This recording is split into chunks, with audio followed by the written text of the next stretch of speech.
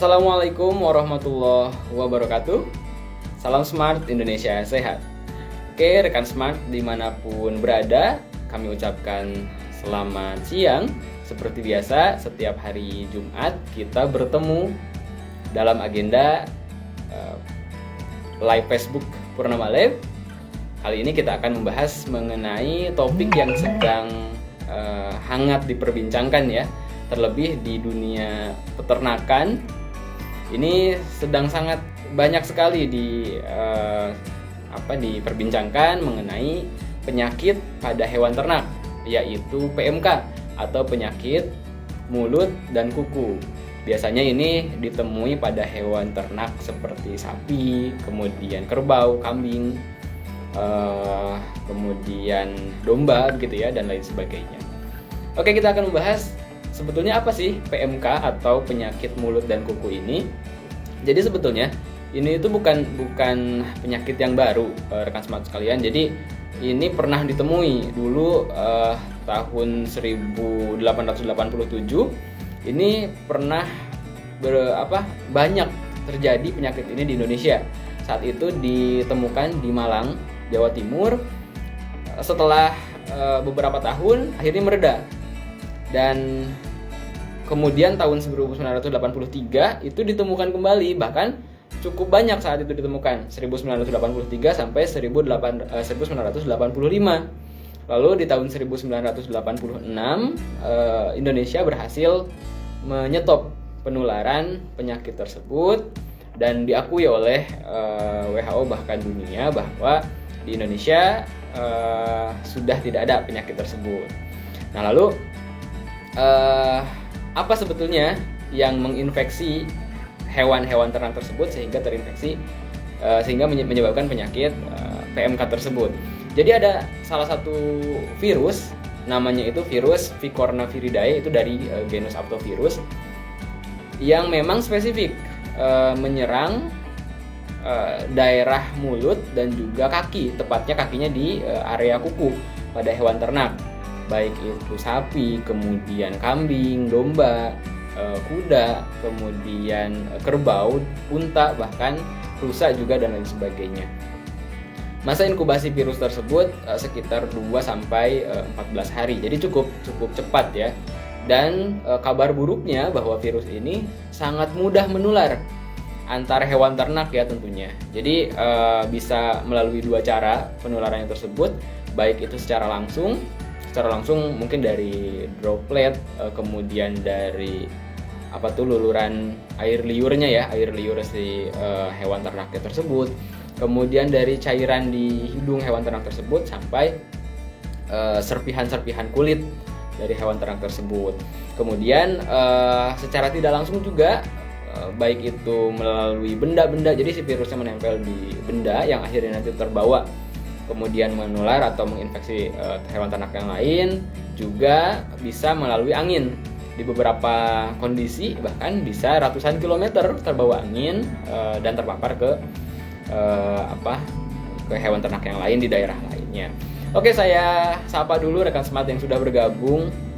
Oke, ada Pak Miftah yang lagi rame ya, semoga cepat hilang. Ya, betul sekali. Jadi memang ini belakangan ini sedang ramai ya Pak Miftah di kalangan, apalagi di dunia peternakan, baik itu di para peternak maupun di para pemangku kebijakan mengenai peternak. Ini memang sangat sedang ramai karena efeknya sangat besar, mulai dari kesehatan hewan sampai sebetulnya nanti akan berefek juga terhadap perekonomian, khususnya perekonomian para peternak. Oke, ada Mas Putra Channel, selamat datang. Mas Afrizal Tanjung juga selamat datang, selamat siang, selamat mengikuti live kita pada siang hari ini. Oke, saya lanjutkan. Lalu setelah kita tahu tadi jenis virusnya seperti apa, kemudian ciri-ciri hewan yang terkena PMK ini seperti apa sih? Jadi yang pertama, hewan tersebut misalkan sapi ya, sapinya itu demam sampai suhu 41 derajat Celcius, demam cukup tinggi ya. Kemudian nafsu makannya menjadi berkurang, kemudian produksi susunya juga sangat menurun drastis. kemudian berat badan hewan tersebut menjadi turun, lalu ada efek karena tadi ada demam itu, efek menggigil juga. Bahkan di beberapa kasus hewan ternak tersebut menjadi semacam lumpuh begitu karena pincang, kakinya mungkin sakit karena kakinya terinfeksi. Sampai-sampai pada akhirnya karena penyakit mulut dan kuku ya disebutkan, sampai-sampai kukunya bisa mengelupas. Jadi memang ini sangat berefek terhadap hewan ternak tersebut. Akhirnya bisa menyebabkan sampai kematian hewan ternak. Nah, lalu tadi sudah disampaikan cara menularnya seperti apa yang sekarang telah dilakukan oleh pemerintah terhadap kasus ini yang sekarang sedang marak terjadi.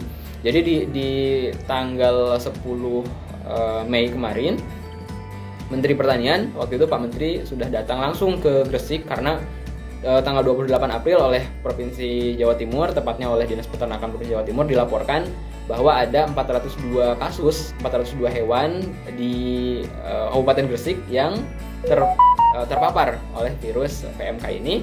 Lalu Pak Menteri sudah ke sana kemarin pertanggal 10 Mei mengecek secara langsung, dan beliau menyampaikan bahwa ini sudah menjadi perhatian serius pemerintah. Lalu sudah dibentuk juga semacam satuan tugas, baik itu di level kementerian, kemudian level provinsi maupun kabupaten kota, untuk menghindari terjadinya lonjakan kasus seperti ini karena sangat mudah untuk menular. Sekarang dilaporkan ada beberapa kabupaten di Jawa Timur dan beberapa kabupaten di Aceh ya, di provinsi Aceh yang sudah di karantina begitu wilayahnya, atau dicegah begitu penyebarannya. Nah, mudah-mudahan tidak menyebar ke daerah yang lain ya. Oke, apa efeknya terhadap manusia? Jadi sebetulnya ada pro kontra di antara para pemangku kebijakan maupun para ahli. Ada yang menyebutkan bahwa virus ini hanya menular terhadap hewan saja, sehingga aman jika manusia masih tetap berinteraksi, bahkan masih mengkonsumsi apa yang keluar dari hewan tersebut, baik itu daging maupun susunya.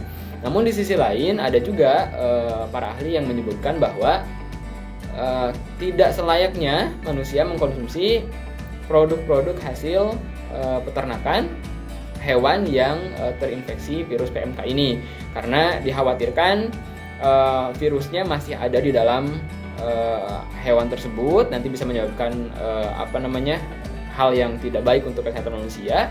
Terlebih karena mungkin virus ini di dalam tubuh hewan memerlukan protein dan asam amino yang tinggi, sehingga bisa dikatakan bahwa pada daging atau pada susu hewan tersebut protein dan asam aminonya sudah sedikit atau bahkan bisa jadi sudah hilang begitu. Akhirnya kualitas produk hasil hewan tersebut menjadi tidak maksimal ya, tidak baik maksimal.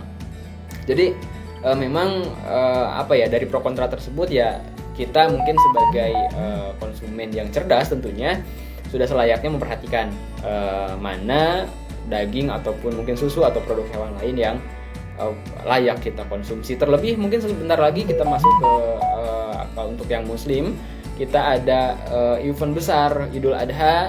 Tentunya di situ banyak kegiatan yang tentunya berinteraksi dengan hewan kurban. Jadi sudah selayaknya sangat diperhatikan hewan kurban yang seperti apa nanti yang digunakan, yang sembelih begitu ya, untuk nantinya dikonsumsi oleh masyarakat.